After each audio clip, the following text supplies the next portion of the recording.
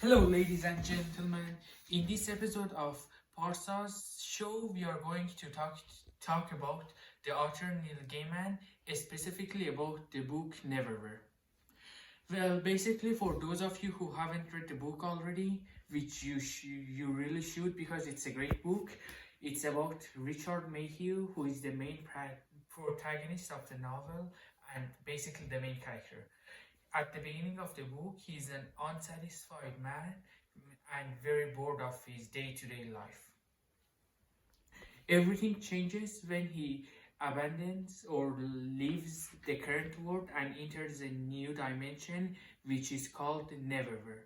Basically, it's a place, basically, it's a dimension below London, England, and there are a lot of funky stuff going on, to put it shortly.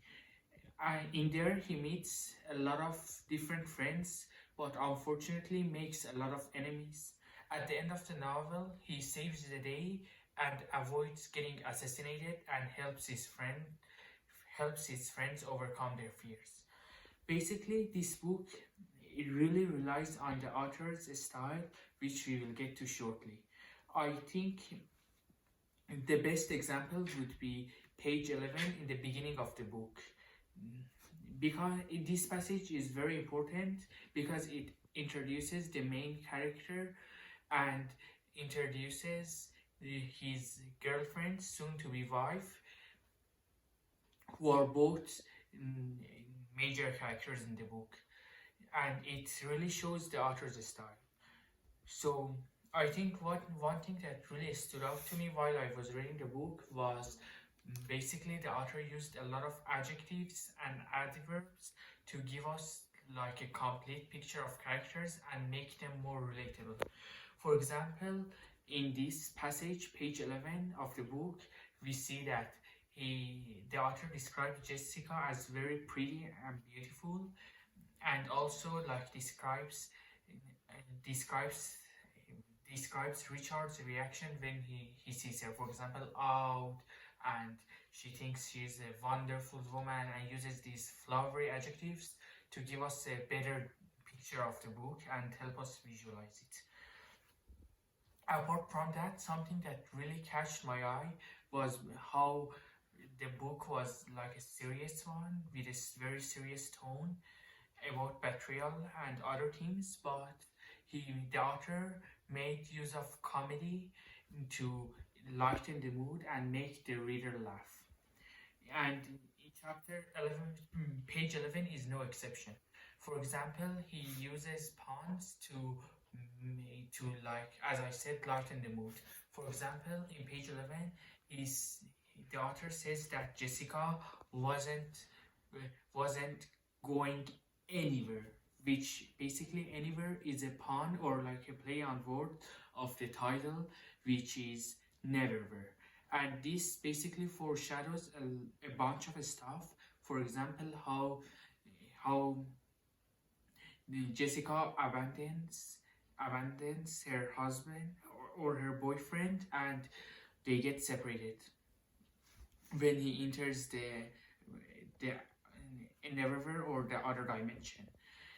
And so he basically uses puns and foreshadowing to make the storytelling unique and lighten the mood. Another thing that I noticed that he used throughout the book was basically the author's use of references in real life to make the reader feel like it's happening in this like current world.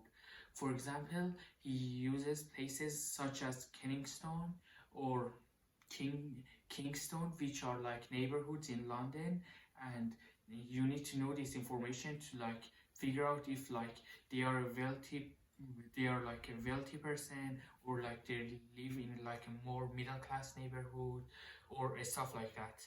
Or like, for example, another example on page 11 would be when he uses like the fact that they shop at Harvey Nichols, which basically is a very high-end boutique store for very wealthy people. All of these are make the book like more relatable and make us like think that it's happening like in our current world, which makes it a lot more interesting and realistic.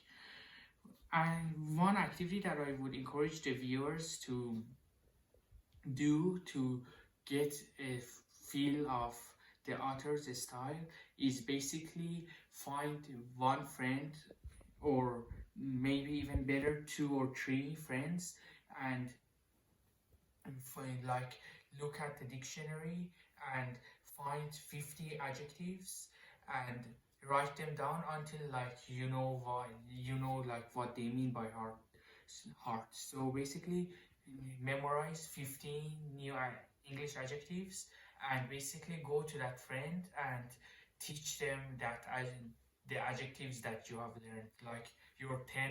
You don't have to do all of them, just do like 10 of the ones that you find really interesting, and have the other person come up with 50 of their own and share like a few or like 10 with you, so you both learn new adjectives.